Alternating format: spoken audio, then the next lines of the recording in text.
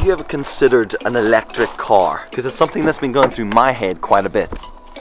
We're in a world where everybody's much more conscious about the environment and about energy use, and the electric car feels like one of the steps forward in that development process. First, I had an idea of the sort of thing I was expecting from an electric car, especially aesthetically. But there's so many choices out there, from real futuristic styles to more traditional cars that we're used to nowadays. When you put your foot down, the car kind of just goes. There's no like lag that you get in the diesel or petrol. Every now and then you can hear a little whine from the electric. You're not chugging out all that diesel. You're not adding to noise pollution. Definitely feels like you're doing something good. Push button start. Seatbelt. That's the engine on. That's it in gear. And this is where it gets weird. As you drive off, there's no noise. No noise at all. When you drive around the city, you're still getting swarmed with noise from other vehicles, buses, cars, people. General city noise. It's not until you get out into the countryside do you really start to appreciate how quiet the electric engine actually is. I do quite a lot of driving out in the countryside.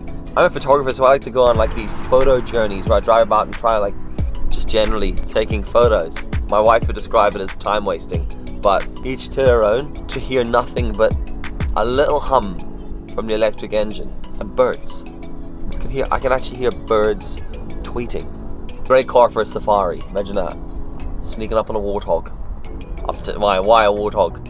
I could have picked anything. It's effectively a pig with horns. As far as the way it drives in comparison to the diesel or petrol cars that I normally drive, it's really relaxing. It's quite a peaceful way of driving. When you're driving through the cities, that's when I felt it's performed at its best. You really see the benefits of the battery regeneration.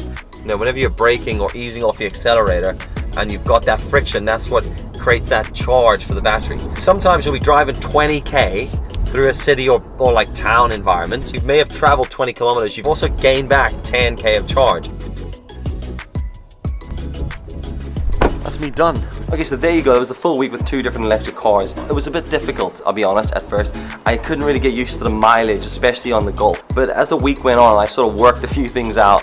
I started to understand the whole concept of how it works. You have to drive them quite differently. Working at that battery recuperation, the way it regenerates power from the wheels and puts it back into the battery while you're braking, you can set that recuperation level so when you coast or ease off the accelerator, it charges as well. So once you work that out and you start to understand the charge points, where they are, and how far it could go on a full charge, you really start to get the benefits from the electric car. I really enjoyed it.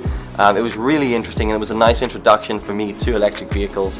So thanks very much to Electric Ireland. Hopefully this was a cool introduction for you to electric vehicles, and I hope you enjoyed the series.